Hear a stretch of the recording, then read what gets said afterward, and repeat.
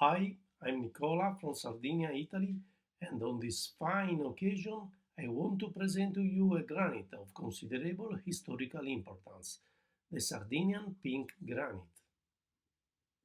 This stone, that is commercially known as Rosa Beta granite, is a Rossinian granitoid from the northern part of the island. Sardinian granite has been used in all historical periods. Archaeology shows that this stone has been used since prehistoric times for the construction of a wide range of buildings and artifacts, as giant graves and nuraghi. The Romans made frequent use of it and transported it across the Tyrrhenian Sea. In the Middle Ages, castles and churches were built and many buildings were constructed in the pre-industrial age, the so-called Granite Town. The industrial age made Rosa Beta granite known throughout the world. This granite has used very extensively in the late 20th century for significant buildings in Saudi Arabia, China, United States, Australia, and others. In spite of the high crisis of the granite industry, about 10 pink granite quarries are still working. Finally, in 2019, IUGS Executive Committee has voted to ratify the Global Heritage Stone Resource for Rosa Beta granite. That's it. I hope I have intrigued you, and don't forget, visit Sardinia. Bye.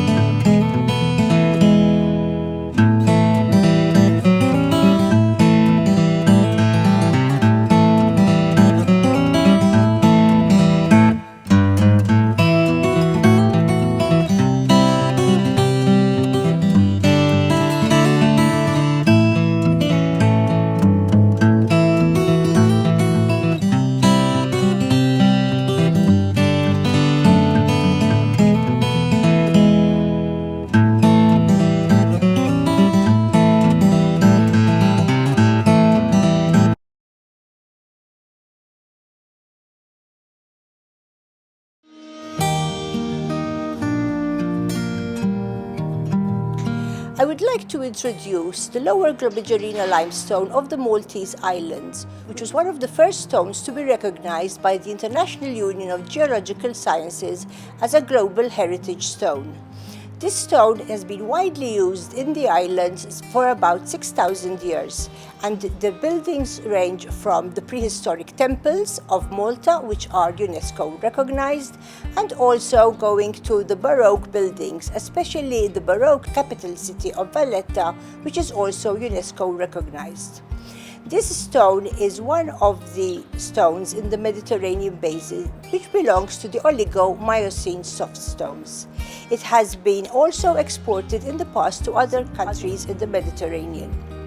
Now, when we look at our buildings locally, we find that the buildings range from the vernacular architecture, which is in the small villages, village cores, and also the large Baroque churches in the same village course.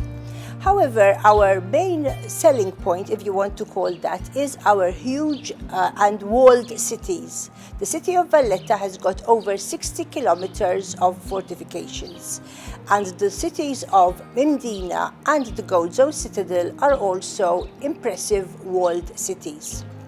This stone is a stone which is of huge cultural, social and also economic value in the country.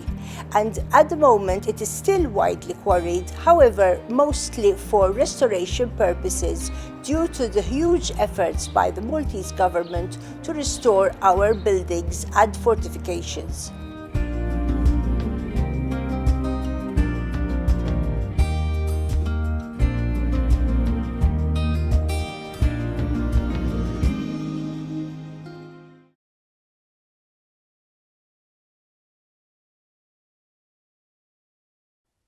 Connemara marble is a distinctive decorative stone known only from Ireland. Quarried for over 200 years, during that time it has acquired an indelible cultural and heritage value. The Connemara marble formation is a unit within the Neoproterozoic Dalradian supergroup. Originally deposited as a mildly argillaceous limestone, it was metamorphosed some 300 million years ago. It crops out in County Galway in Western Ireland between the town of Clifton to the west and Recess 20 kilometres to the east. The stone has been quarried at several locations and is still being obtained at Streamstown and Barnanoran. Connemara marble is technically an amphicarbonate, but is best known globally by its vernacular name. It is varied with respect to colour, with shades of dark and light green, sepia browns, and a rarer white variety with green flecks. Typically bands of colour are interwoven. The stone is largely composed of dolomite, calcite and serpentine, with other minerals such as talc, tremolite and diopside occurring in lesser volumes. The proportions of these minerals determine the colour variations, with the green, light greens being rich in dolomite and calcite and the dark greens containing a higher volume of serpentine. Since the 19th century, Connemara marble has been sought out by architects and clients on account of its fabulous colour and arresting textures, and was used for structural columns, flooring, tiles and decorative pieces in domestic and ecclesiastical settings. Recently, Connemara marble has been utilised to great effect as bookmarked cladding in hotel foyers, cafes and bathrooms, as well as for tableware and furniture.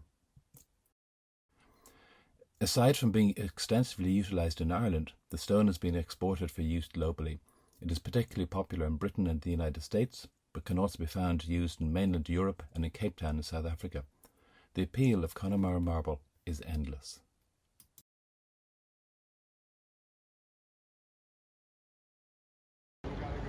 Florence, City of Stone. Florence is a city built and decorated thanks to the stone resources of its territory. Here we are in the historic center of the city, in Santissima Annunziata Square, and we can see side by side the two sandstones used to build and decorate the city. This grey colored stone is Pietra Serena. It is the stone that the great architect Filippo Brunelleschi brought into vogue in Florence in the 15th century, especially for the realization of decoration, columns, loggias, thanks to its workability and the fact that the outcrops were very close to the city, in the hills north of Florence. It is the stone of the Renaissance. It is a sandstone of Oligocene age belonging to one of the lacunous nappes of the northern Apennine chain. It consists of a quartz feldspathic sand diffraction and a clay matrix. This rock is easily altered precisely because of the clay matrix that is washed away by rain. But Pietra Serena is not the stone used to build the medieval Florence. Indeed, since the Middle Ages, this other stone, called Pietraforte, was used. It is a stone grey in fresh cut which acquires an ochre color after alteration. This sandstone was used because the outcrops were located very close to the city, in the hills close to the left side of the Arno River. And also because, thanks to the presence of a system of fractures, the stone ashlars could be easily shaped. It is a stone of Cretaceous age, also belonging to one of the allothnous nappes of the northern Apennine. The particular carbonate matrix that binds the sandy fraction, constituted by quartz, dolomite and feldspar, guarantees a good workability.